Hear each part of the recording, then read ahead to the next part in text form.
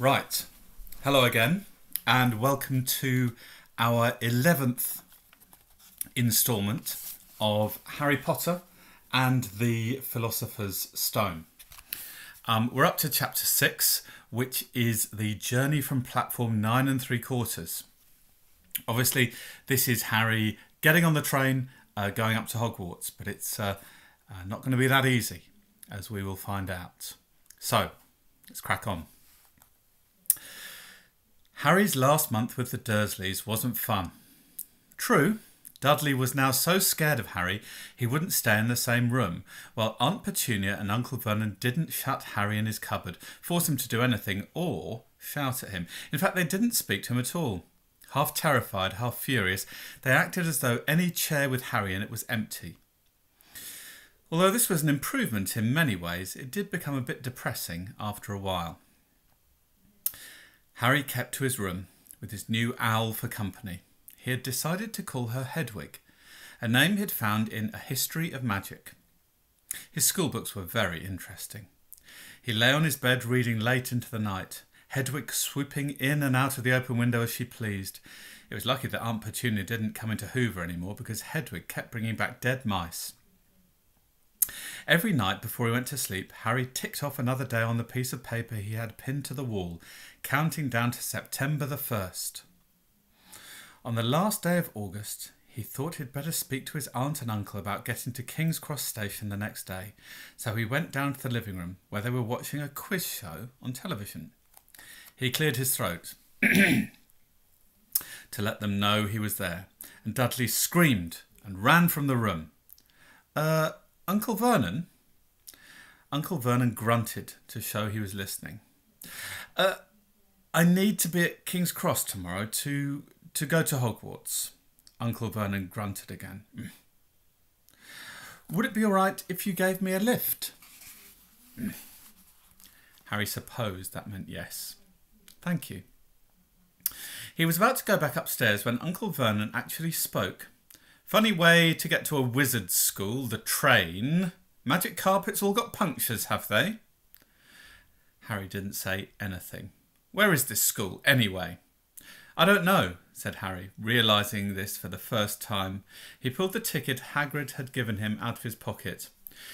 I just take the train from platform 9 3/4 at 11 o'clock, he read. His aunt and uncle stared. Platform what? 9 3/4. Don't talk rubbish, said Uncle Vernon. There is no platform 9 3/4. It's on my ticket. Barking, said Uncle Vernon. Howling mad, the lot of them. You'll see, you just wait. All right, we'll take you to King's Cross. We're going up to London tomorrow anyway, or I wouldn't bother. Why are you going to London? Harry asked, trying to keep things friendly. Taking Dudley to hospital, growled Uncle Vernon. Got to have that ruddy tail removed before he goes to Smeltings. Harry woke at 5 o'clock the next morning and was too excited and nervous to go back to sleep. He got up and pulled on his jeans because he didn't want to walk into the station in his wizard's robes. He'd change on the train. He checked his Hogwarts list yet again to make sure he had everything he needed, saw that Hedwig was shut safely in her cage, and then paced the room, waiting for the Dursleys to get up. 2 hours later, Harry's huge, heavy trunk had been loaded into the Dursleys' car. Aunt Petunia had talked Dudley into sitting next to Harry, and they had set off. They reached King's Cross at 10:30. Uncle Vernon dumped Harry's trunk onto a trolley and wheeled it into the station for him. Harry thought this was strangely kind until Uncle Vernon stopped dead, facing the platforms with a nasty grin on his face. Well, there you are, boy. Platform 9. Platform 10. Your platform should be somewhere in the middle, but they don't seem to have built it yet, do they? Well, he was quite right, of course. There was a big plastic number 9 over one platform and a big plastic number 10 over the other one next to it. And in the middle, nothing at all. Have a good term, said Uncle Vernon with an even nastier smile. He left without another word. Harry turned and saw the Dursleys drive away. All three of them were laughing. Harry's mouth went rather dry. What on earth was he going to do? He was starting to attract lots of funny looks because of Hedwig. He'd have to ask someone. He stopped a passing guard but didn't dare mention platform 9 3/4. The guard had never heard of Hogwarts, and when Harry couldn't even tell him what part of the country it was in, he started to get annoyed as though Harry was being stupid on purpose. Getting desperate, Harry asked for the train that left at 11 o'clock, but the guard said there wasn't one. In the end, the guard strode away, muttering about time wasters. Harry was now trying hard not to panic. According to the large clock over the arrivals board, he had 10 minutes left to get on the train to Hogwarts, and he had no idea how to do it. He was stranded in the middle of a station with a trunk he could hardly lift, a pocket full of wizard money, and a large owl. Hagrid must have forgotten to tell him something you had to do, like tapping the third brick on the left to get into Diagon Alley. He wondered if he should get out his wand and start tapping the ticket box between platforms 9 and 10. At that moment, however, a group of people passed just behind him, and he caught a few words of what they were saying. Packed with muggles, of course. Harry swung round. The speaker was a plump woman who was talking to 4 boys, all with flaming red hair. Each of them was pushing a trunk like Harry's in front of him, and they had an owl. Heart hammering, Harry pushed his trolley after them.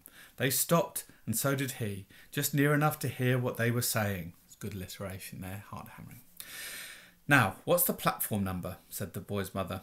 9 3/4, piped a small girl, also red-headed, who was holding her hand. Mum, can't I go? You're not old enough, Ginny. Now be quiet. All right, Percy, you go first. What looked like the oldest boy marched towards platforms 9 and 10. Harry watched, careful not to blink in case he missed it. But just as the boy reached the divide between the 2 platforms, a large crowd of tourists came swarming in front of him. By the time the last rucksack had cleared away, the boy had vanished. Fred, you next, the plump woman said. I'm not Fred, I'm George, said the boy. Honestly, woman, call yourself our mother. Can't you tell I'm George? Oh, sorry, George, dear. Only joking. I am Fred, said the boy, and off he went. His twin called after him to hurry up, and he must have done, because a second later he was gone. But how had he done it? Now the third brother was walking briskly towards the ticket barrier. He was almost there, and then quite suddenly he wasn't anywhere. There was nothing else for it. Excuse me, said Harry to the plump woman. Hello, dear, she said. First time at Hogwarts. Ron's new too. She pointed at the last and youngest of her sons. He was tall, thin and gangling with freckles, big hands and feet, and a long nose. Yes, said Harry. The thing is, I don't know how to get to the platforms, she said kindly. And Harry nodded. Not to worry, she said. All you have to do is walk straight to the barrier between platforms 9 and 10. Don't stop, and don't be scared you'll crash into it. That's very important. Best do it at a bit of a run if you're nervous. Go on. Go now before Ron. Okay, said Harry. He pushed his trolley round and stared at the barrier. It looked very solid. He started to walk towards it. People jostled him on their way to platforms 9 and 10. Harry walked more quickly. He was going to smash right into that ticket box, and then he'd be in trouble. Leaning forward on his trolley, he broke into a heavy run. The barrier was coming nearer and nearer. He wouldn't be able to stop. The trolley was out of control. He was a foot away. He closed his eyes, ready for the crash. But it didn't come. He kept on running. He opened his eyes. A scarlet steam engine was waiting next to a platform packed with people. Good alliteration there. Scarlet steam engine. It sounds like a steam engine, you see. Anyway. A sign overhead said Hogwarts Express, 11 o'clock. Harry looked behind him and saw a wrought iron archway where the ticket box had been, with the words platform 9 3/4 on it. He had done it. Smoke from the engine drifted over the heads of the chattering crowd while cats of every colour wound here and there between their legs. Owls hooted to each other in a disgruntled sort of way over the babble and scraping of heavy trunks. The first few carriages were already packed with students, some hanging out of the window to talk to their families, some fighting over seats. Harry pushed his trolley off down the platform in search of an empty seat. He passed a round-faced boy who was saying, Gran, I've lost my toad again. Oh, Neville, he heard the old woman sigh. A boy with dreadlocks was surrounded by a small crowd. Give us a look, Lee, go on. The boy lifted the lid on a box in his arms, and the people around him shrieked and yelled as something inside poked out a long, hairy leg. Harry pressed on through the crowd until he found an empty compartment near the end of the train. He put Hedwig inside first and then started to shove and heave his trunk towards the train door. He tried to lift it up the steps but could hardly raise one end, and twice he dropped it painfully on his foot. On a hand, it was one of the redhead twins he's followed through the ticket box. Yes, please, Harry panted. Oi, Fred, come here and help. With the twins' help, Harry's trunk was at last tucked away in a corner of the compartment. Thanks, said Harry, pushing his sweaty hair out of his eyes. What's that? Said one of the twins suddenly, pointing at Harry's lightning scar. Blimey, said the other one. Are you? He is, said the first twin. Are you? He added to Harry. What? Said Harry. Harry Potter, chorused the twins. Oh, him, said Harry. Yes, I am. The two boys gawped at him and Harry felt himself going red. Then, to his relief, a voice came floating in through the train's open door. Fred, George, are you there? Coming, Mum. With a last look at Harry, the twins hopped off the train. Harry sat down next to the window where, half hidden, he could watch the red-haired family on the platform and hear what they were saying. Their mother had just taken out her handkerchief. Ron, you've got something on your nose. The youngest boy tried to jerk out of the way, but she grabbed him and began rubbing the end of his nose. Mum, get her off! He wriggled free. Ah, has Ickle Ronnie got something on his nosy? Said one of the twins. Shut up, said Ron. Where's Percy? Said their mother. He's coming now. The oldest boy came striding into sight.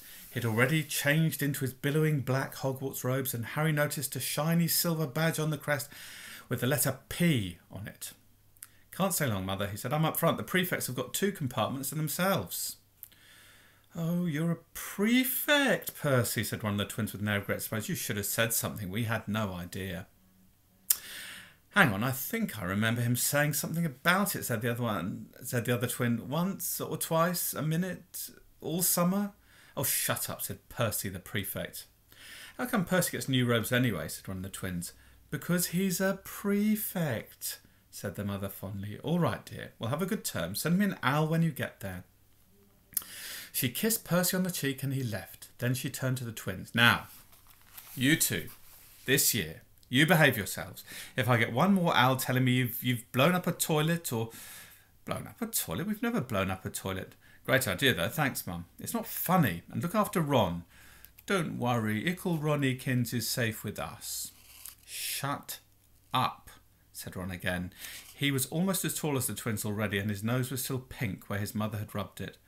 Hey, Mum, guess what? Guess who we just met on the train? Harry leant back quickly so they couldn't see him looking. You know that black-haired boy who was near us in the station? Know who he is? Who? Harry Potter. Harry heard the little girl's voice. Oh, Mum, can I go on the train to see him? Oh, Mum, please. You've already seen him, Jenny, and the poor boy isn't something you goggle at in a zoo. Is he really, Fred? How do you know? Asked him, saw his scar. It's really there, like lightning. Poor dear. No wonder he was all alone. I wondered. He was ever so polite when he asked how to get onto the platform. Never mind that. Do you think he remembers what you-know-who looks like? Their mother suddenly became very stern. I forbid you to ask him, Fred. No, don't you dare. As though he needs reminding of all that on his first day at school. All right, keep your hair on. A whistle sounded. Hurry up, their mother said, and the 3 boys clambered on the train. They leant out of the window for her to kiss them goodbye, and their younger sister began to cry. Don't worry, Jenny, we'll send you loads of owls. We'll send you a Hogwarts toilet seat. George. Only joking, Mum. The train began to move. Harry saw the boys' mother waving and their sister half laughing, half crying, running to keep up with the train until it gathered too much speed. Then she fell back and waved. Harry watched the girl and her mother disappear as the train rounded the corner. Houses flashed past the window. Harry felt a great leap of excitement.